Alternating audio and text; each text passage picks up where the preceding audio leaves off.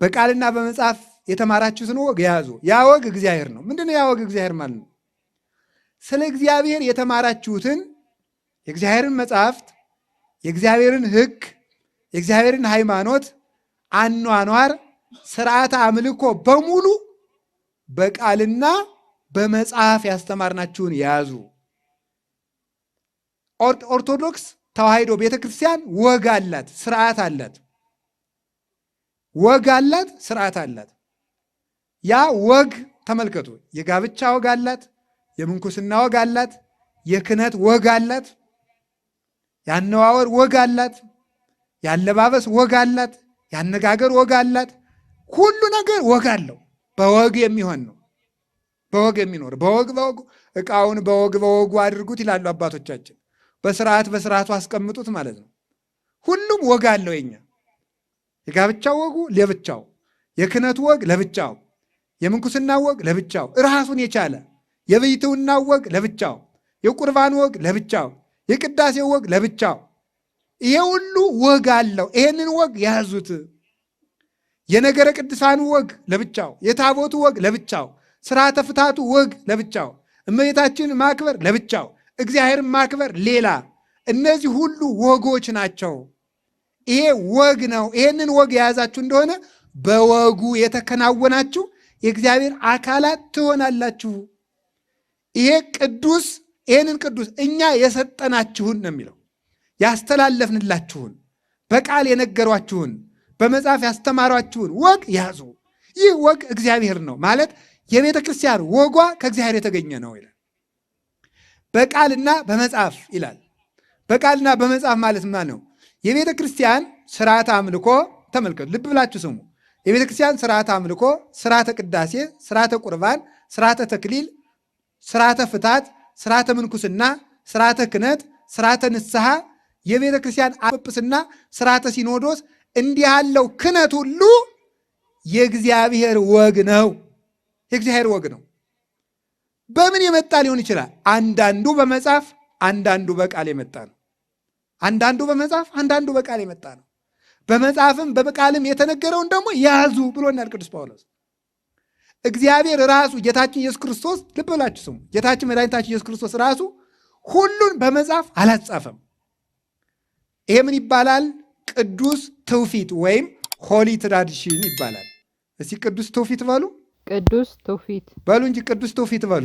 ቅዱስ ትውፊት። ቅዱስ ትውፊት። ትውፊት ማለት ግዕዝ ነው። ምንጩ ግን ምንድን ነው? የግሪክ ቃል ነው። ትውፊት ማለት ውርስ ማለት ነው። መስጠትና መቀበል ማለት ነው። መስጠት መቀበል፣ መስጠትና መቀበል ወይም መቀባበል ማለት ነው። እንዲህ ነው። ተቀብሎ መስጠት ማስተላለፍ ማለት ነው። ተቀብሎ መስጠት ማስተላለፍ። ልብ ብላችሁ ስሙ። ይሄ ትውፊት ይባላል። ከዚያ ይሄ ትውፊት ተመልከቱ። ኦርቶዶክስ ስርዓቷንና አምልኮዋን የምትጠብቅበት ዋና መሳሪያዋ ቅዱስ ትውፊት ነው፣ ወግ ነው። በዚያ ወግ ነው ጌታችን መድኃኒታችን ኢየሱስ ክርስቶስ ራሱ ያስተማረው ትምህርት በመጽሐፍ የተጻፈ አይደለም። ሁሉ ወቦ ባይዳትሂ ግብራት ዘገብረ እግዚ ኢየሱስ ክርስቶስ ዘይተጽፈ ውስተ ዝንቱ መጽሐፍ። ጌታችን መድኃኒታችን ኢየሱስ ክርስቶስ የሰራው በዚህ መጽሐፍ ያልተጻፈ ብዙ ተአምራት አለ ይላል። እውነት ነው። ዮሐንስ ወንጌል ምዕራፍ 21 ላይ በዚህ መጽሐፍ ያልተጻፈ ጌታችን መድኃኒታችን ኢየሱስ ክርስቶስ ያደረገው ብዙ ተአምራት አለ ይላል ቅዱስ ዮሐንስ ማለት ነው። ያደረገው ነገር ተመልከቱ። ወሶበ ተጽፈ ኩሉ ተመልከቱ እምያግመሮ ዓለም ጥቀለ መጻሕፍቲሁ። ሁሉ ተጽፎ ቢሆን መጽሐፉን ዓለም አይችለውም ነበር ይላል። ጌታችን መድኃኒታችን ኢየሱስ ክርስቶስ በምድር ላይ ተገልጦ ያደረጋቸው ታምራት፣ ያስተማረው ትምህርት በሙሉ ተጽፎ ቢሆን ኖሮ ዓለም መጽሐፉን አይችለውም ነበር። እንግዲህ እግዚአብሔር ያሳያችሁ ተመልከቱ። ዓለም ሰባቱ አይጉር በሙሉ ቢጻፍ ክርስቶስ የሰራውን ስራና ያስተማረውን ትምህርት አይችልም ነበረ። ነገር ግን ይህ ለሃይማኖት ማጽኛ ብቻ ይሄ ተጽፎላችኋል አለ። እግዚአብሔር ይመስገን። ቅዱስ ዮሐንስ ወንጌላዊ ቢጻፍ ዓለም የማይችለውን ስራ ሰርቷል። ቢጻፍ ዓለም የማይችለውን ትምህርት አስተምሯል። ይህ ወንጌል ወይም መጽሐፍ ቅዱስ ሐዲስ ኪዳን የሚባለው ለሃይማኖት ማጽኛ የተጻፈ ነው። ሌላው ግን በቃልና በመጽሐፍ የተላለፈ ነው፣ በኑሮ የተላለፈ ነው። ልብ ብላችሁ ስሙ ማለት ይህን ነው ጌታችን ኢየሱስ ክርስቶስ ያደረገው። አሁን የደረሰን ስራ በሙሉ ስርዓተ ቅዳሴ ሁሉ ነገር የመጣ በቃል የመጣለ። ለእመቤታችን መስገድ በቃል የመጣለ፣ በመጽሐፍም ተጽፏል። ወደ እሷ መጸለይ በቃል የመጣለ፣ በመጽሐፍም ተጽፏል። በቅዱስ መጽሐፍ የተጻፋለ በእውነቱ ማለት ከቃሉ ጋር ናችሁ። እግዚአብሔር ከሁላችን ጋር ይሁን። ስለዚህ በቃል በመጽሐፍ ደርሶናል። ከአባቶቻችን የተቀበልነውን በዓይናቸው ያዩ የነገሩንን ቴዎፍሎስ ሆይ እጽፍልሃለሁ፣ ከጌታችን ከመድኃኒታችን ከኢየሱስ ክርስቶስ በዓይናቸው ያዩትን ሊጽፉ የተዘጋጁ ብዙዎች ነበሩ። ሊተሰረ ተአኒ ይላል ቅዱስ ሉቃስ። ለእኔ ግን ቀናኝና ጻፍኩልህ ይላል ሉቃስ ወንጌል ምዕራፍ 1 ቁጥር 2 ላይ።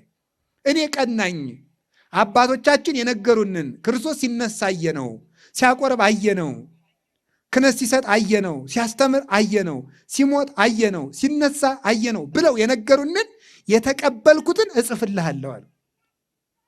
ቅዱስ ዮሐንስ ወንጌላዊም ደግሞ ያየነውን የሰማነውን የዳሰስነውን እንጽፍላችኋለን አለ። ስለዚህ ተመልከቱ፣ ጌታችን መድኃኒታችን ኢየሱስ ክርስቶስ በሚያስተምርበት ጊዜ የተላለፈው ትምህርቱ፣ ስርዓት አምልኮ፣ ነገረ ድህነቱ ሁሉ በቃል ነው የተላለፈው። በቃል ነው የተላለፈው። ክርስቶስ በሚያስተምርበት ጊዜ በራሱ መጽሐፍ ቅዱስ አልነበረም። ብሉይ ኪዳን ብቻ ነው የነበረው። ብሉይ ኪዳን ራሱ ቁጥሩ የዚያን ጊዜ ተሰብስቦ አልታወቀም፣ ስንት መጽሐፍ ቅዱስ እንዳለ። ክርስቶስ ቤተ ክርስቲያንን ወለዳትና ቤተ ክርስቲያን መጽሐፍትን ሰበሰበቻቸው እንጂ መጽሐፍ ጽፎ ቤተ ክርስቲያንን አልሰራትም። ቤተ ክርስቲያንን ሰርቶ መጽሐፍ አጻፈ እንጂ መጽሐፍ አጽፎ ቤተ ክርስቲያን አልሰራም። እውነት ነው። ቤተ ክርስቲያን አቁሞ ቤተ ክርስቲያን መጽሐፍ ጽፋልናለች። ቤተ ክርስቲያን የምትባለው ከክርስቶስ ከቀኝ ጎኑ በፈሰሰ ደም የተወለደችው የቀራንዮቱ ሙሽራ ማለት ናት። አዳም ሚስቱን ሔዋንን ከጎኑ እንዳስገኘ ክርስቶስ ሙሽራው ቤተ ክርስቲያንን ከጎኑ በፈሰሰ ደም መስርቷታል። ስለዚህ ቤተ ክርስቲያን የተወለደችው በዕለተ ዓርብ ነው። ቤተ ክርስቲያኑን መሰረታት፣ አጸናት፣ ሀብተ መንፈስ ቅዱስን ላከላት። በዚያም በሀብተ መንፈስ ቅዱስ ሕይወትነት ቤተ ክርስቲያን ሕያዊት የክርስቶስ ሙሽራ ሁና ከነነፍሷ እንድትኖር አደረጋት። ለዚህ ነው ትውፊት ማለት ይላል አንድ ደራሲ፣ ቤተ ክርስቲያን በመንፈስ ቅዱስ የምትኖረው ኑሮ ማለት ነው ይላል። ሃይማኖት ማለት እሱ ነው የሚለው። እንዲሁም አምልኮ ወይም ሃይማኖት ማለት ቤተ ክርስቲያን በመንፈስ ቅዱስ ሕይወትነት የምትኖረው ኑሮ በክርስቶስ አካል ራስነት ከኖረችው ቤተ ክርስቲያን ነው መጽሐፍ ቅዱስ የተገኘው። ቁርባኑ ቀድሞ የተሰጠ ነው። መጽሐፍ ሳይጻፍ ነው የቆረቡት አባቶቻችን። መጽሐፍ ሳይጻፍ ነው የተጠመቁት። መጽሐፍ ሳይጻፍ ነው ያመኑት። ክርስቶስ ድህነትን በቃል ነው የሰጣቸው፣ በቃል በተግባር። ልብ ብላችሁ ስሙ። ጌታችን መድኃኒታችን ኢየሱስ ክርስቶስ ሐዋርያት ምንድን ያደረጋቸው? ቅደም ተከተል ያለው ቃሉን ነገራቸው፣ ሰምተው ተከተሉት፣ ተከትለውት አብረውት ኖረው በእሱ ስም ሞቱ። እሱ አከበራቸው። ከነሱ ሞት ከነሱ ዘርነት ቤተ ክርስቲያን በዛች ተባዛች። ክርስቲያኖችም በየቀኑ እየበዙ ይሄዱ ነበረ ተብሎ እንደተነገረ ወበዙ ሕዝብ እለ አምኑ በክርስቶስ። ምስጋና ገንዘቡ ቢሆን በጌታችን በኢየሱስ ክርስቶስ ያመኑ ብዙዎችም በዙ። ነገራቸው፣ አሳያቸው፣ ነገራቸው፣ ተከተሉት፣ አሳያቸው፣ አይተው አብረውት ኖረው ሞቱ። እነሱ ቤተ ክርስቲያንን አጸኗት። ያንን ተቀበል ነው። አያችሁ፣ ና ተከተለኝ ትልወኒ አላቸው። ቃሉን ሰሙት። ከዚያ በኋላሳ ተከተሉት። ከዚያ በኋላሳ ለተከተሉት ጌትነቱን አሳያቸው። ያዩት አምላክ ደግሞ አቆረባቸው። ያቆረባቸው አምላክ ሞተ። የሞተውን እያዩት ቀበሩት። የተቀበረውን ሲነሳ አዩት። የተነሳው እያዩት አረገ። ከዚያ ከሱ ልደት፣ ከሱ ጽንሰት፣ ከሱ ልደት፣ ከሱ ጥምቀት፣ ከሱ ጾም፣ ከሱ ትምህርት፣ ከሱ መከራ፣ ከሱ ሞት፣ ከሱ መቃብር፣ ከሱ ትንሣኤ፣ ከሱ እርገት ቤተ ክርስቲያን ቆመች፣ ጸናች። ስለዚህች ቤተ ክርስቲያን ዜና መጽሐፍ ተጻፈ ነው። ስለዚህ ቤተ ክርስቲያን ለመነገር መጽሐፍ ተጻፈ። የተኖረውን የተጻፈልን ተጽፎ የተኖረ ሳይሆን ተኖሮ የተጻፈ ነው። ሐዲስ ኪዳን ላይ ያለው በሙሉ የቅዱስ ጳውሎስ መልእክታት በሙሉ የተጻፈው ለኖሩ ክርስቲያኖች ማጽኛ የተጻፈ ነው እንጂ ተጽፎላቸው በኋላ የተሰበኩ የለም። ተምረው የተጻፈላቸው ናቸው እንጂ ተጽፎላቸው የተማሩ አይደሉም። መማር ይቀድማል በእውነቱ ማለት ነው። የተማሩትን ለማጽናት የተጻፈላቸው ያለ መምህር መጽሐፍ እየጻፉ የላኩለት የለም። ሐዋርያት ለፍተው ወጥተው ወርደው ተምረው ሌሊት ሁሉ ወአንሃ ጳውሎስ ተመልከቱ። ቅዱስ ጳውሎስም ትምህርቱን እስከ መንፈቀ ሌሊት አስረዘመ ይላል። እስከ መንፈቀ ሌሊት እየሰበኩ እየደከሙ ወጥተው ወርደው ላስተማሩት ሕዝብ ነው መጽሐፍ የጻፉላቸው። መጽሐፍ ቅዱስ ተጽፎለት ብቻ ሃይማኖትን ያጸና ክርስቲያን በመጽሐፍ ቅዱስ ታሪክ ፈጽሞ የለም። አሁን ልብ በሉ። ያንን ያሳያቸውን ነገሮች መቁረብ ምንድን ነው? ያመነ የተጠመቀ ይድናል። ማመን እንዴት ነው? ማመን እንዴት ነው? ይሄንን የሚነግረ ምንድን ነው? ትውፊት ነው። የምታምነው ክርስቶስ ጳውሎስ ያመነው ክርስቶስ መሆኑን በምንድን ነው የምታረጋግጠው? በትውፊት ነው። የምትጠመቀው ጥምቀት የሐዋርያት ጥምቀት ለመሆኑ ማስረጃው እንዴት ነው? በትውፊት ነው። እንደነሱ አድርገህ ለመጠመቅ ምን ማስረጃ አለ? እንደነሱ አድርገህ ለማመንህ ምን ማስረጃ አለ? እንደነሱ አድርገህ ለመቅረብ ምን ማስረጃ አለ? ጸሎትህ እንደነሱ ያለ ጸሎት ለመሆን ምን ማስረጃ አለ? ቤተ ክርስቲያን ለምናምነው እምነት ቀዋሚት ምስክር ናት። መንፈስ ቅዱስ ቤተ ክርስቲያንን መጽሐፍ ቅዱስን በቤተ ክርስቲያን ይጠብቀዋል። ቤተ ክርስቲያንን በመጽሐፍ ቅዱስ ይጠብቃታል። እንዲህ የሚያደርገው እግዚአብሔር ማለት ነው። አንድ ሰው ሐዋርያት እንዳሰቡት አድርጎ መጽሐፉን ለመረዳቱ ማስረጃው ቅዱስ ትውፊት ነው። እንዴት እንደምን አንድ ሰው ቤት ተሰራ ተብሎ ስለተነገረው እንዴት እንደተጋጠመ እንዴት እንደተቆፈረ እስኪ አንድ ጊዜ ሁላችሁ ቤት ተሰራ በሉ ንገሩኝ እንጂ። አሁን እንዲህ ንገሩት። ለአንድ ሰው እንዲህ ብላችሁ መንገድ ትችላላችሁ። ወርዱ 8 ሜትር ቁመቱ አቆልቋዩ ደግሞ 10 ሜትር ቁመቱ ደግሞ ስንት እናድርገው? ግድ የለም ዝም ብላችሁ 10 ከዛ ደግሞ እንደዚያ የሆነ ቤት ተሰራ በሉ እስኪ። ተሰራ በሉ ንገሩት። እሺ ቁመቱ 10 ሜትር በሉ። ወርዱ 10 ሜትር እንደገና ደግሞ አግዳሚው ደግሞ 10 ሜትር ሆነ። 10 ሜትር በሉ እንጂ እንደዚህ ብላችሁ ለሰው ንገሩት። አሁን ይሄ ሰውዬ መጥቶ ቤት መስራት ይችላል አይችልም? አይችልም። አይችልም። እኔ እኮ ነገርኳችሁ። እስኪ ናና ስራ እዚህ አሁን እስቲ አናጺውን አሁን ወንድ አሁን ማለት ይቻላል?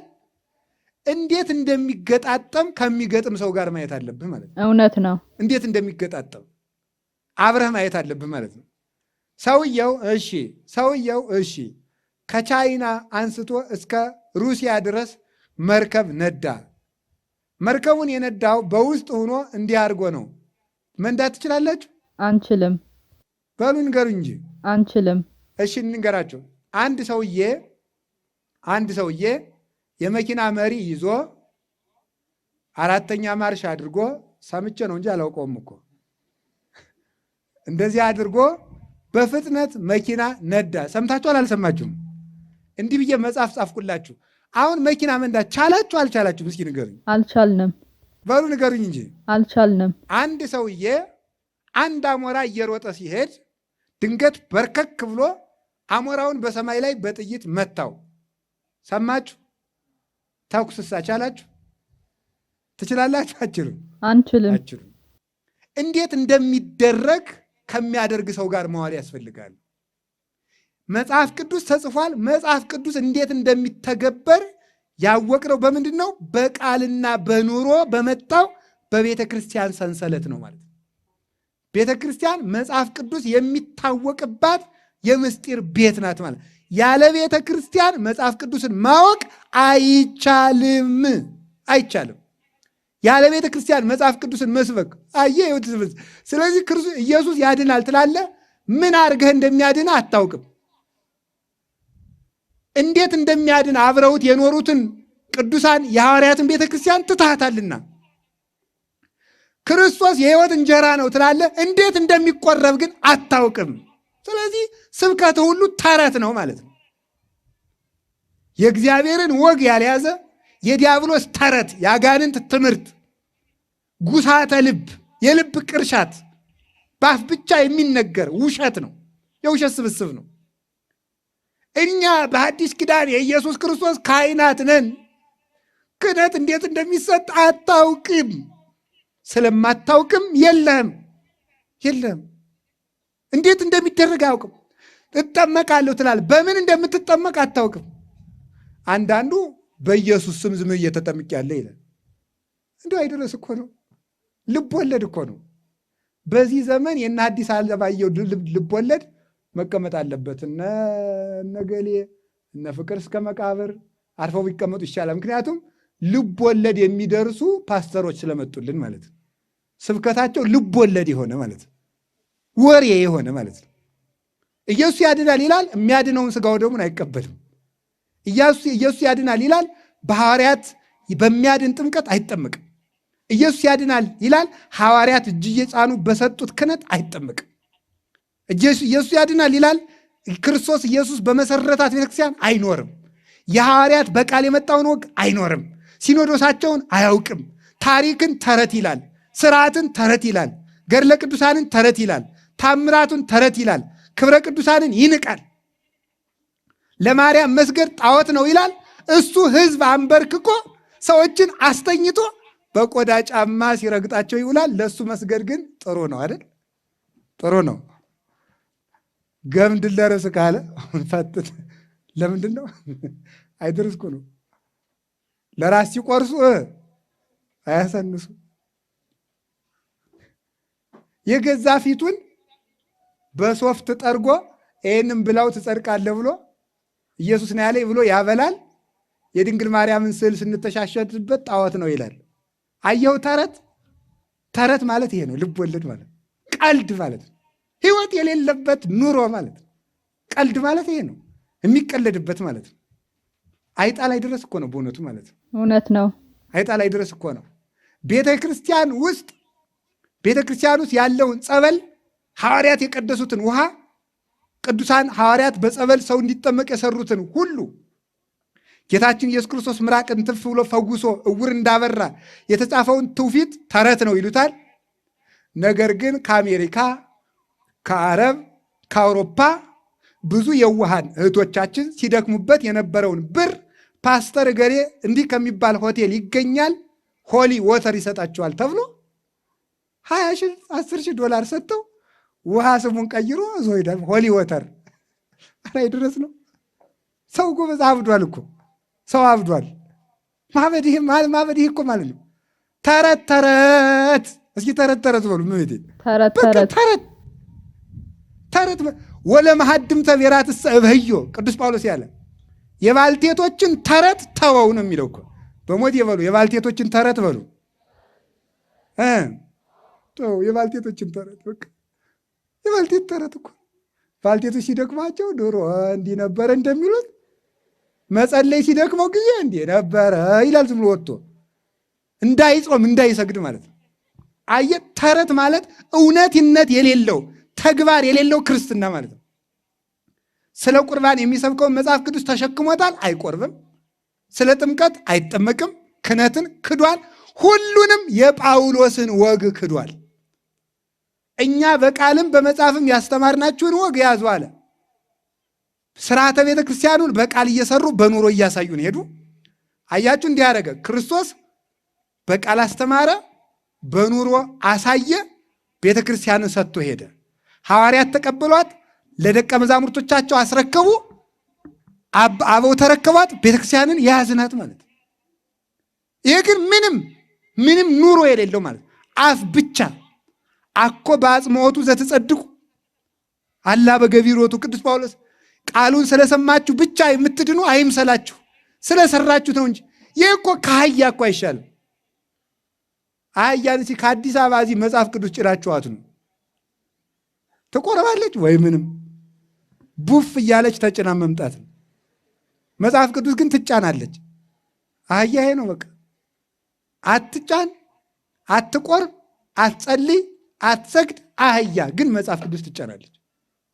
አይቆርብም፣ አይጸልይም፣ አይንበረከክም፣ ቅዱሳንን አያከብርም፣ አያመሰግንም። ግን መጽሐፍ ቅዱስ ይጫናል። ይሄ ማለት ምን ይባላል? አህያ ይባላል። ይሄ ማለት ምን የለውማ፣ ከሌለው ምን ይባላል? እንዲህ ያለውን ወግ እንድንይዝ አምላከ ቅዱሳን ይርዳል። መልካሙን ወግ አባቶቻችን የሰጡንን በእውነቱ አመስግኑት። ትብትክል ለዘከመዝ አይምርወሙ እያለ ቅዱስ ጳውሎስ እነ ፌቤንን፣ እነ ሄኔሴፎሩን፣ እነ ጢሞቴዎስን፣ እነ ቲቶን፣ እነ ማርቆስን ይጠቃቅስና እንደዚህ ያሉትን እወቋቸው ይላል። ክርስቶስን እወቁት ብቻ አይደለም የሚሉት፣ እንደዚህ ያሉትን እወቋቸው። ለክርስቶስ የሞቱትን፣ ለክርስቶስ የደከሙትን፣ እንደ ቅዱስ ቂርቆስ ራሳቸው መንኮራኩር አሰርተው የተፈጩትን፣ እንደ ተክለ ሃይማኖት ክርስቶስን አልክድም ብለው ገደል የተወረወሩትን፣ እንደ ቅዱስ ጊዮርጊስ በመንኮራኩር የተፈጩትን፣ እንደ መርቆሬዎስ በብረት ምጣድ የተጠበሱትን፣ እንደ ፋሲለደስ እንደ ፈረስ የተለጎሙትን፣ እንደዚህ ያሉትን እወቋቸው ብሎ አመስግኖ በእውነቱ ማለት ነው። አመስግኖ ማርያምን ማመስገን ሲሆን ኃጢአት ይሆናል በእነሱ ልብ ማለት ነው። የጳውሎስ ወግ የላቸውም። ቅዱስ ጳውሎስ ለሌላው ከሰበኩ በኋላ ራሴ ወድቄ እንዳልቀር ሰውነቴን እየጎሰምኩ አስገዛዋለሁ አለ። አንደኛ ቆሮንቶስ ምዕራፍ 9 ቁጥር 27 ላይ። ያሁኑ ደግሞ የጳውሎስ የስብከት ወግ የሌለው ፓስተር ደግሞ ኢየሱስ ከፍሎልኛል አርፌ እየበላው እተኛለሁ ይላል። የማን ወግ ነው ይሄ? ይሄ ጳውሎስ ወግ ነው አይደለም። የማንም ወግ የሌለው ቅዱስ ጳውሎስ ለጢሞቴዎስ ሲልክለት በማንም ላይ ፈጥነህ እጅህን አትጫን፣ ሁሉም ካህን አይሆንም ብሏል። ይሄ ደግሞ የጳውሎስ ወግ የሌለው ሴቱም ወንዱም ካህን ነው ይላል መጥቶ። የጳውሎስ ወግ የለውም። በጥምቀት የለው፣ በምን የለው። እኔ ለማጥመቅ አልተላኩም ይላል። የሚያጠምቃለ የሚያስተምራለ። ሊቃውንቱ በእርግጥ በዚህን በብዙ ተርጉመውታል። ትልቁን ማስተማሩን የፈቀደለት ማጥመቁን ይከለክለዋል ብለው ባይሰማችሁም ሰምታችኋል። ስለዚህ የጳውሎስ ወግ እስኪ የቅዱስ ጳውሎስ ወግ በሉ። የቅዱስ ጳውሎስ ወግ ቅዱስ ጳውሎስ ኢየሱስ ክርስቶስ ተገልጦለታል። መድኃኒታችን ኢየሱስ ክርስቶስ ከተገለጠለት በኋላስ አይ በቃ እኔ ኢየሱስ ክርስቶስ ስለተገለጠልኝ ጴጥሮስም አያስፈልገኝ፣ እሱን መጠየቅ አያስፈልገኝም፣ ከእሱ መባረክ አያስፈልገኝም፣ እሱን ማግኘት አያስፈልገኝም አላለም። ዋመሰል ወምድረ 3 ዓመት አረጉ ኢየሩሳሌም ርአዮ ለኬፋ ወነበርኩ ምስሌሁ 10 ወ5 ዕለታተ ነው ያለው። 3 ዓመት በአረብ በረሃ በሱባኤ ቆይቼ ኢየሱስ ክርስቶስ ከተገለጠልኝ በኋላ በጎችን ጠብቅ ተብሎ አደራ የተሰጠውን የሐዋርያት አባት የሆነውን ጴጥሮስን ለመጠየቅ ከቅዱስ ጴጥሮስ ለማስፈቀድ ለመባረክ ወጣው ይላል።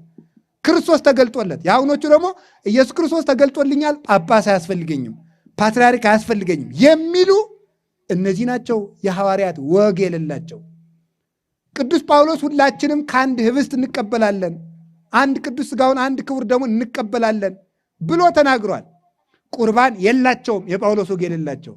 ቅዱስ ጳውሎስ አንድ ሊቀ ካህናት፣ አንድ ጥምቀት፣ አንድ ሃይማኖት፣ አንድ ቁርባን፣ አንዲት ቤተ ክርስቲያን አለችንና አንድ ነን ብሎ ይናገራል። እነዚህ ደግሞ ይመጡና የጳውሎስን ወግ ትተው የግል አዳኝህ አድርገህ ተቀበል ይላል ደግሞ ማለት ነው። የጳውሎስ ወግ የሌለው ማለት ይሄ ነው። የጳውሎስ ሃይማኖት የሌለው፣ የጳውሎስ ስርዓት የሌለው፣ የጳውሎስ ክህነት የሌለው፣ የጳውሎስ ቁርባን የሌለው፣ የጳውሎስ አካሄድ የሌለው፣ የጳውሎስ ምንኩስና የሌለው፣ ምንኩስናው እንዳይመነኮስ የሚከለክሉ፣ ምንኩስና የአጋንንት ትምህርት ነው የሚሉ ቅዱስ ጳውሎስ ወበይንተ ዘጸሐፍክሙ ሊተ እኔ ስለ ጻፋችሁልኝ ነገር ይሄይሶ ለብሲ ቀሪበ አንስት ሰው ባያገባ ይሻለዋል ብሏል። እስመዛው ሰበ ይሄሊ በዛ ያሰምራ ለብሲቱ ወዘሰ እያው ሰበ ይሄሊ በዛ ያሰምሮ ለእግዚአብሔር። ያላገባ እግዚአብሔር ደስ እንዴት እንደሚያሰኘው ያስባል፣ ያገባ ሚስቱን ደስ እንዴት እንደሚያሰኛት ያስባል ብሎ ምንኩስናንም ሰብኮት ጋብቻንም ፈቅዷል። በዝሙት ከመቃጠል ግን ማግባት ይሻላል። ይሄንን ነገር እላለው ጋብቻ ታላቅ ምስጢር ነው ብሎ አስተምሯል።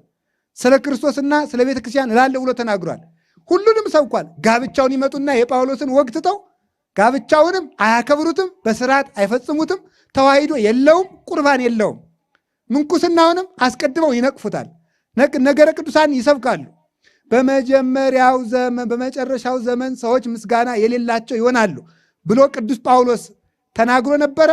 እመቤታችን ምስጋና አይገባትም። ሁለተኛ ጢሞቴዎስ ምዕራፍ 3 ቁጥር 2 ላይ ሰዎች በመጨረሻው ዘመን ምስጋና የሌላቸው ይሆናሉ ብሎ ነበረ። አሁን እመቤታችን ምስጋና አይገባትም፣ ቅዱሳን ምስጋና አይገባቸውም እያለ ቅዱስ ጳውሎስ ግን ያለ ምንድን ነው? ክብር ወስብሐት ለኩሉ ዘሰናይ ምግባሩ፣ መልካም ላደረገ ሁሉ ምስጋና ይገባዋል ብሎ ሮሜ ምዕራፍ 2 ቁጥር 10 ላይ ተናግሯል። የምስጋናውን ወግ ነግሮናል። የቁርባኑን ወግ ነግሮናል። ሁሉም ሰው ካህን መሆን እንደማይችልም ነግሮናል። ጥምቀቱንም ነግሮናል።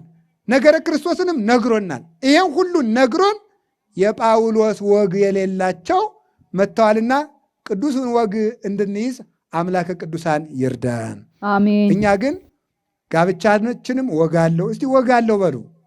ወግ አለው። የምን ወግ ነው ያለው? የሐዋርያት ወግ አትሉ? የሐዋርያት ወግ በሉ እንጂ። የሐዋርያት ወግ። ምንኩስና ወግ አለው። የምን ወግ ነው? ቁርባናችን ወግ አለው። የምን ወግ ነው? ስርዓተ ቤተክርስቲያናችን ወግ አለው። የምንድን ነው? ቅዱሳንን በሚገባቸው ክብር ማክበራችን ወግ ነው። የማን ወግ ነው? የሐዋርያት ወግ ነው። አሁን ልብ በሉ። ቅዱስ ጳውሎስ የሚለው ምንድን ነው? እናንተ የተሰሎንቄ ሰዎች ለእኔ አክሊሌ መመኪያዬ ናችሁ። ተመልከቱ። በሞት ይህን ቃል ስሙልኝ። እናንተ የተሰሎንቄ ሰዎች ለእኔ ለቆላሲስ ሰዎችም ብሏቸዋል። አክሊሌ መመኪያዬ ናችሁ። አክሊለ ምክህየ የመመኪያዬ ዘውድ ናችሁ። በጣም ነው የሚገርመው። የተሰሎንቄ ሰዎች ሆይ የመመኪያዬ ዘውድ ናችሁ አለ። የተሰሎንቄ ሰዎችን የመመኪያዬ ዘውድ ብሎ ሲናገር እስከዚህ ደርሶ ካመሰገናቸው ቅዱስ ጳውሎስ ድንግል ማርያምን አክሊለ ምክህነ የመመኪያችን ዘውድ የዘውዳችን መመኪያ ማለት ነውር ነውን? ይህ የሐዋርያት ወግ አይደለምን? ቅዱስ ጳውሎስ እናንተን አስተማርክ ብሎ ስለሚሸልመኝ በክርስቶስ ፊት የምታስከብሩኝ የዘውድ የመመኪያ እናንተ ናችሁ ብሎ ሲናገር ከክርስቶስ ጋር እያስተካከላቸው ነውን? የተሰሎንቄን ሰዎች የሚያመነዝሩ አሉ፣ የሚሰርቁ አሉ። እነዚያን ከክርስቶስ ጋር እያስተካከላቸው ነው። እነዚያን መመኪያ ካለ ድንግል ማርያም ለምንድነው መመኪያ የማንላል? የዘውዳችን መመኪያ ወቀዳሚተ መድኃኒትነ ለምንድነው የማንለው? ወመሰረተ ንጽሕነ ለምንድነው የማንላት? እንላታለን። ይህ የቅዱስ ጳውሎስ ወግ ነው። እንኳን ድንግል ማርያምን ማመስገን መልካም ደቀ መዛሙርትን ሁሉ ማመስገን ምንድን ነው? የቅዱስ ጳውሎስ ወግ ነው። እንዲያውም ምንድን ነው ያላቸው? በጣም የሚያስደንቀው ነው። አኩቶ ለእግዚአብሔር በእንቲአክሙ እስመ ተሰማት ሃይማኖትክሙ በኩሉ ዓለም አይደል ያለ? ሃይማኖታችሁ በዓለም ዳርቻ ሁሉ ስለተሰማ ስለ እናንተ እግዚአብሔርን አመሰግነዋለሁ። የሮሜን ሰዎች ሲያመሰግናቸው እናንተ ክብሮቼ መመኪያዎቼ እያላቸው ድንግል ማርያምን መመኪያዬ ነሽ፣ ክብሬ ነሽ፣ ዘውዴ ነሽ ማለት ነውር አይደለም።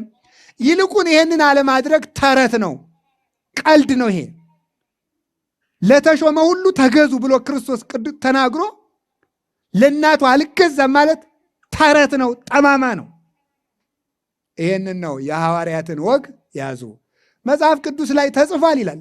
ለእመቤታችን ለመስገድ፣ ለመጠመቅ፣ ከቄስ መስቀል ለመሳለም፣ ለመቁረብ፣ ለመመንኮስ እንዲህ ለማድረግ መጽሐፍ ቅዱስ ላይ ተጽፏል ይላል። ልብ ብላችሁ ስሙ። እንዲህ የሚለው ተጽፏል። ስትመልሱ ምን ትላቸላችሁ? በቃላችንም በመጽሐፋችንም የተማራችሁትን ወግ ያዙ። እስኪ በሉ፣ በቃላችንም በሉ፣ በመጽሐፋችንም የተማራችሁትን ምን በሉ? ወጉን ምን ባሉ? መልካሙን ወግ። ያለ ተግባር የሚያወራውን ተረቱን የእሱን ስብከት ግን ተወው። ይህንን ነው መልካሙን ወግ ያዙት። በቃልም ሌላ እስኪ አንድ ቃል እንገራችሁ። መጽሐፍ ቅዱስ ወንጌል የሚባለው ወንጌል ተብለው የሚጠሩት ስንት ናቸው? በሉ እንጂ ንገሩኝ። ጥያቄ መጽሐፍ ቅዱስ ራሱ ግን ወንጌል 4 ነው ይላል አይልም? አይልም። ጎበዝ ፈርታችሁ ነው? ኤፍ አታመጡ፣ ተናገሩ እስኪ ዝም ብላችሁ። አይልም በሉ። ይላል እንዴ? አይልም። ወንጌል 4 ነው ይላል አይልም? አይልም። ወንጌል 4 መሆኑን ያወቅነው በምንድን ነው? በትውፊት። እስኪ በትውፊት በሉ። በትውፊት በቃል ነው ያወቅነው። ወንጌል 4 ነው። ጥያቄ፣ እኔ የማቴዎስ ወንጌል ነኝ ይላል አይልም? አይልም። እስኪ ንገሩ። ይላል አይልም? አይልም። እኔ የማርቆስ ወንጌል ነኝ ይላል አይልም? አይልም። አይልም። በሱ ማቴዎስ እንደጻፈው ማርቆስ እንዲሁ እኮ ይገርማል። የማቴዎስ ወንጌል ምዕራፍ 5 ቁጥር ይህን ያህል ላይ እንዲህ ይላል፣ ጌታ ኢየሱስ እንዲህ ነው የሚለው ሲለው፣ ጌታ የማቴዎስ ወንጌል ነው የሚል መጽሐፍ ቅዱስ ላይ ወይ አምጣ ብትሉት የለም፣ ተጽፏል ርዕሱ ላይ ነው የሚላቸው። እሱንማ ማተሚያ ቤትም ይጽፈዋል። የማቴዎስ ወንጌል መሆኑን በምን ያወቅከው? ቤተ ክርስቲያን እኮ ነው የነገረች። ድንቁርና እኮ ነው ይሄ። የማርቆስ ወንጌል እንደነገረ የሆነ ነገረች እሷ እኮ ናት።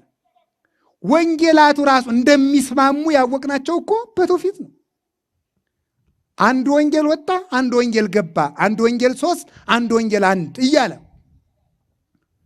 አንድ ወንጌል በ6 ሰዓት ተሰቀለ፣ አንድ ወንጌል በ3 ሰዓት ተሰቀለ እያለ ወንጌልን እንደማይጣላ የመንፈስ ቅዱስ ቃል መሆኑን ያወቅነው ቤተክርስቲያን ነው። ማርቆስ በ3 ሰዓት ተሰቀለ ይልሃል፣ ማቴዎስ በ6 ሰዓት ተሰቀለ ይልሃል። ምን አባህ አድርገህ ታስታርቀዋለህ? የምታስታርቅልህ ደግሞ የተጻፈውን እንዳታብራራ ከተጻፈው መጨመር አትችልም። መጽሐፍ ቅዱስ ሊቃውንቱ ስለዚህ ምን ይላሉ? መጽሐፍ ቅዱስ እንደማይጣላ ያወቅነው በምንድን ነው አለ? በቤተ ክርስቲያን ነው። በቤተ ክርስቲያን ትውፊት ነው። መጽሐፍ ቅዱስን ቆጥራ የሰበሰበችው ቤተ ክርስቲያን ነው። ሌላው ቀርቶ በቅዱሳን ሐዋርያት ዘመን እንኳን ተሰብስበው አላለቁም ነበር። ስም ወጥቶላቸው ተሰብስበው ያለቁት በ4ኛው ክፍለ ዘመን ነው።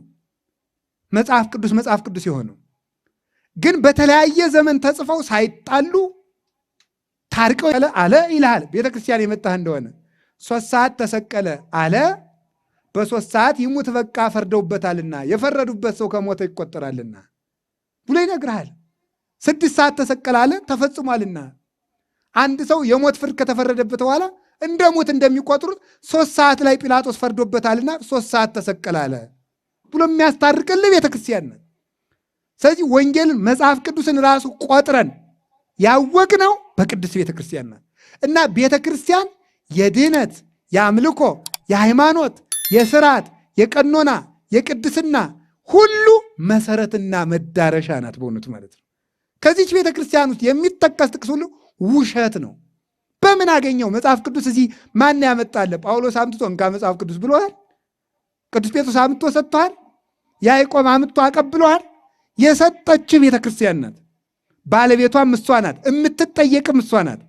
ሌላው ወፍ ዘራሽነት ነው።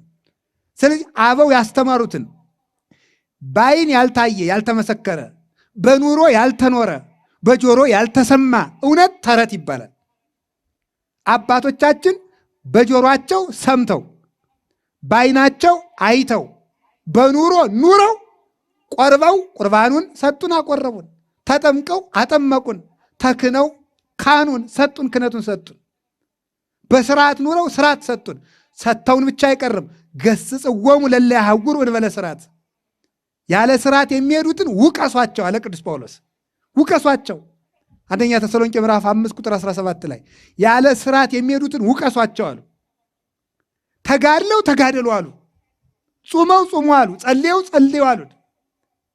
በንጽህና ኑረው ንጽህናን ሰጡ። መንነው ምናኔን ሰጡን። አጋብተው ጋብቻን ሰጡ፣ ፈቀዱልን። በክርስቶስ ቤተክርስቲያን እግዚአብሔር አንድ ያደረገውን አትለዩ ብለው ሰጡን። ሁሉን በስርዓት ያደረግልን የአባቶቻችን ወግ ነው። ወግ የሌለው ሁሉ ያለ ወግ የሚበላ እንደ አሳማ 360 ቀን የሚበላ ወግ ሳይኖረው ዝም ብሎ ተረቱን እየደለቀ እየበላ ወግ ያላትን ቤተክርስቲያን ደግሞ ይተቻል። ሁሉ ወግ አለው። እናንተም ወግ ይኖራችሁ። ጠጉራችሁም ወግ ይኑረው። ሴቶችም እባካችሁ ወግ ይኑራችሁ። እንዲሁ ወግ የሌላችሁ እኮ ናችሁ። እንዲሁ ፍየል እንኳን አፍረቷን ትሸፍናለች። ጨርቃችሁን ጥላችሁ የምታብዱ እንዲሁ አይደረ ጅራት የሌላችሁ ፍየሎች ማለት ናቸው። ምን ሆናችኋል? እንዲሁ እውነቴን ማለት ነው። ወግ ሊኖረን ይገባል። ስንበላም ወግ፣ ስንተኛም እንቅልፋችንም ወግ ሊኖረው ይገባል። ተዘርሮ እንዳንባዛ ማደር ምን ይሉታል? የቅዱስ ጳውሎስ ወግ አይደለም፣ የቅዱሳን ሐዋርያት ወግ አይደለም። ትጋት ነው የሰጡን አባቶቻችን። አነጋገራችን ወግ ሊኖረው ይገባል። ጥያቄው ሁሉ ወግ ነው ያለው በእውነቱ ማለት ነው። በስርዓት ነው የሚጠየቀው። ለሁሉ ነገር ወግ አለው። ክህነቱም ወግ አለው። እንዲህ አድርገህ የማይሰክሩትን እጃቸው ለዱላ የማይፈጥኑትን ተመልከቱ፣ በንጽሕና የኖሩትን የተመሰከረላቸውን ዲያቆናት አድርጋቸው ብሏል። አሁን ብድግ አደረግና እየዘለለ መጥቶ በቴሌቪዥን መስኮት ሁሉም ሰው ካህን ነው፣ ሴቶችም ወንዶችም ጌታ ኢየሱስ ይባረክ። ማን ያለ? የራስህ ወግ ነው ይሄ፣ የራስህ ተረት ነው ይሄ። መሐድም ተቤራት ማለት ይሄ ነው፣ የባልቴቶች ተረት። አንደኛ ጢሞቴዎስ ምዕራፍ 3ን አንብቡት። የዲያቆናት ስርዓት ተጽፏል። ቅዱስ ጳውሎስ ሁሉም ዓይን ቢሆን በምን እንሰማለን? ሁሉም ጆሮ ቢሆን በምን ልናይ ነው ብሏል። አይታችሁታል? አሁን ተረከዛችን ሁሉ ዓይን ቢሆን ምን እንሆናለን? ረመድ ስንል አንዱ ሲጠቁነቁለን ስናለቅስ፣ ቀኑ ሙሉ ልቅሶ ነበር ኑሯችን ማለት ነው። ሁሉም ዓይን ቢሆን ኑሯችን ልቅሶ ነው። ሁሉም ቄስ ከሆነ ልቅሶ ሆነ ኑሯችን ማለት ነው። ሁሉም ቄስ፣ ሴቱም ቄስ አጠፉት። አያችሁ? ቅድም ስንማር ነበረ በታሪክ ሲያስተምሩን መምህሩ። ሁሉም ምን ሆኗል? አሁን ሁሉንም ቄስ አረጉት፣ ሁሉንም ሊቀ ካህናት አረጉት። ፓትርያርኩ አሁን አንድ ሀገር ፓትርያርኳ ሴት ናት። የአንዲቱን ሀገር ጳጳስ እኔም አይቻታለሁ፣ አግኝቻታለሁ በአጋጣሚ ጳጳስና እኛ መስቀል በዓል መታ አግኝቻታለሁና ሱሪዋን ለብሳ እንዲያ ብላ ምንድና ጳጳስ። ተው በጋ አምላክ እመቤቴን ተው፣ ይህ ነገር ነውር ነው። ወይ ግሩም እንደ በእውነቱ ማለት ሁሉ ዓይን ይሁን፣ ሁሉ ጆሮ ይሁን፣ ሁሉ አፍንጫ ይሁን። ሁሉ አፍንጫ ቢሆንሳ ምን ሆነውን አስባችሁታል? ሁሉ ምላስ ቢሆንስ? ዓለም በጩኸት ተናግታ ፖሊስ አያስከብረው ሰላሙን፣ ልዩ ኃይል አያስከብረው፣ ፌዴራል አያስከብረው። ይህም ምላስ መለፍለፍ፣ ጆሮም ጠጉር፣ ይህ ሁሉ ጠጉር ምላስ ቢሆንስ? ከባድ ነው። እስቲ ሁሉ አካላችን ጠጉር ቢሆንስ? ምላሳችን ጠጉር ቢሆን በምን እንበላለን? ታንቀን በአንድ ቀን መሞታችን አይደለም? እውነት ነው። ሁሉ ነቢይ አይሆንም ብሏል ቅዱስ ጳውሎስ። ሁሉ ሐዋርያ አይሆንም፣ ሁሉ ካህን አይሆንም። በማንም ላይ ፈጥነህን እጅህን አትጫን ብሏል። ለሁለንተናችን ወግ አለን። ወግ ያለው ኑሮ ኑረን እንድንጠቀም ሕያው ቅዱስ እግዚአብሔር ስሙ የተመሰገነ ይሁን። ከመጽሐፍ ቅዱስ አግኝታችኋል ወይ? መጽሐፍ ቅዱስ ላይ ያለው የሚባለው መጽሐፍ ቅዱስ በቃልም በመጽሐፍም የተማራችሁትን ወግ ያዙ ብለውናል አባቶቻችን ሐዋርያት። ከክርስቶስ ሰምተው አይተው ኑረው ቤተ ክርስቲያንን መሰረቷት። ያዩት የሰሙትን ያዩት የኖሩት ኑሮ ለደቀ መዛሙርታቸው ነገሯቸው፣ አሳዩአቸው፣ አኖሯቸው። ደቀ መዛሙርቶቻቸው ምን ይባላሉ? ምን አረጉ? ለደቀ መዛሙርቶቻቸው ነገሯቸው፣ አሳያቸው፣ አኖሯቸው። በዚህ ሰንሰለት ወደ ቤተ ክርስቲያን እስከ ዛሬ ድረስ ደረሰች። ለዚህ ነው ቤተ ክርስቲያን ምን ምንላት? ሚ አዳም አጥባትኪ እህቴ መራት፣ እህቴ ሙሽራዬ ሆይ ጡቶችሽ መልካም ናቸው አለ። በጡት በእናት ጡት የመጀመሪያው ልጅም የመጨረሻው ልጅም እንዲያድግበት በሐዋርያት ባደጉበት ስርዓት ዛሬም ታሳድጋለች። የመጀመሪያ ትልልቅ ልጆቿ ነቢያት በኖሩበት ስርዓት ዛሬም ልጆቿን ታኖራለች። ነቢያት በተመላለሱበት ሐዋርያት በተመላለሱበት በሙሉ በዚህ ስርዓት ታኖራቸዋለች። ስለዚህ ምን ተባለ? በነቢያትና በሐዋርያት መሰረት ቁማቸዋል፣ ጸንታቸዋል። የማዕዘኑ ራስ ኢየሱስ ክርስቶስ ነው ተብሎ ተነገረን ማለት ነው። ለዚህ እኛ እንግዶችና ባይዳን አይደለንም። የተኖረው ኑሮ ነው። እኛ መጽሐፍ ቅዱሱን ኑሮውን መጽሐፍ ቅዱስ እንዴት ይኖራል ካልከኝ ኦርቶዶክስን ማየት ነው። መጽሐፍ ቅዱስ እንዴት ይገረደፋል ካልክ ደግሞ እነንትና ናያቸው። በትክክል እንዴት ይኖራል ስትል ተክለ ሃይማኖትን ታያቸዋለህ። አቡነ ገብረ መንፈስ ቅዱስን ታያቸዋል። እንዴት ይኖራል? ሰውነቱን የጣላት ያገኛታል ብሏል ጌታ። ሰውነቱን ለእኔ ብሎ የጣላት አለ ያገኛታል። ለእኔ ብሎ ሰውነቱን የጣለ እንግዲያማ የጌታዬን መከራ ለማሰብ ሰውነቴን ልጣለው ብለው 2 ጦር በፊታቸው 2 ጦር በኋላ 2 ቀን ጦር በቀኝ 2 ጦር በግራ አድርገው ሲሰግዱ ወንጌል እንዴት እንደሚኖር ተክለ ሃይማኖት ያሳዩሃል። ወንጌል እንዴት እንደሚሰደብ እና እጀሪያ ያሳዩሃል ማለት ነው። ምን ያህል ተመልከቱ። ይሄን ያደረገው አሌ ለክሙ ለተጸግቡ ይዜ ዛሬ የምትጠግቡ ይወላችሁ ይላል።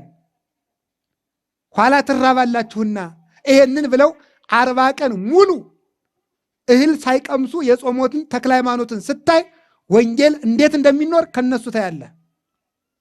24 ሰዓት የሚጠግበው ስታይ ደግሞ ወንጌል እንዴት እንደሚነቀፍ ታያለ።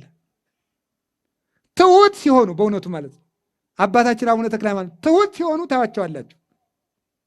እንደው ታምር እያደረጉ እኮ ነው። ታምር እያደረጉ ይሄ ሰው መልአክ ነው ወይስ ሰው ነው ሲሏቸው ኧረ ኃጢአት የተገለጠብኝ ይላሉ።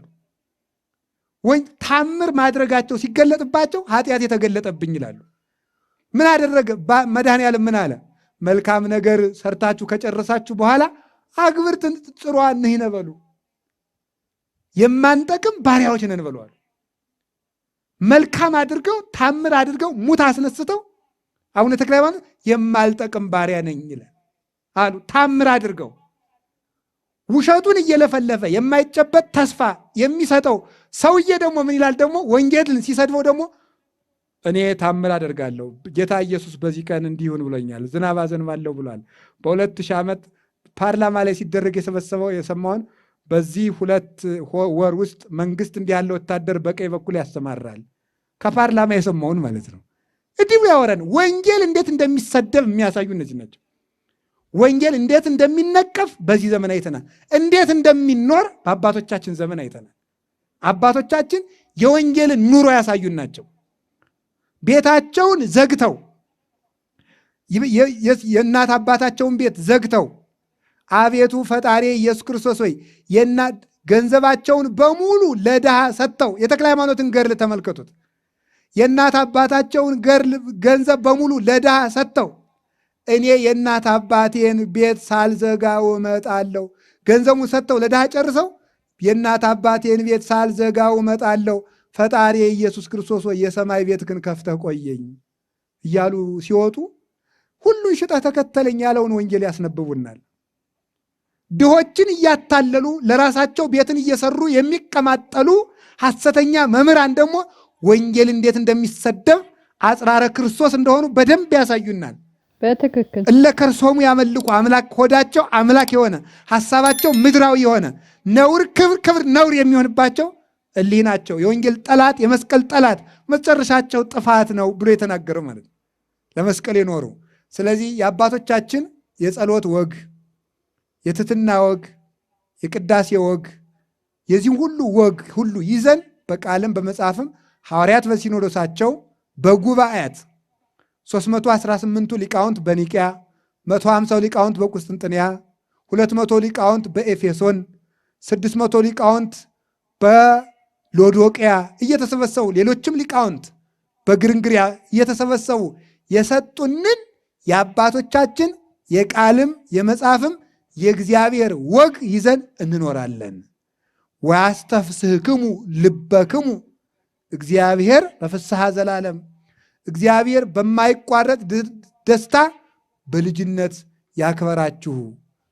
ወያጽንዕክሙ ተመልከቱ በምግባር ወበሰናይ ቃል በጎ በመናገር መልካም በመስራት አጽንቶ ይጠብቃችሁ።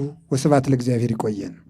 አሜን። አባታችን ቃለ ሕይወት ያሰማልን፣ ቃለ ሕይወት ያሰማልን፣ ቃለ ሕይወት ያሰማልን፣ መንግስተ ሰማያት ያወርስልን። በቀጣይ አዲስ ቪዲዮ እስከምንገናኝ ቸር ሰንብቱ።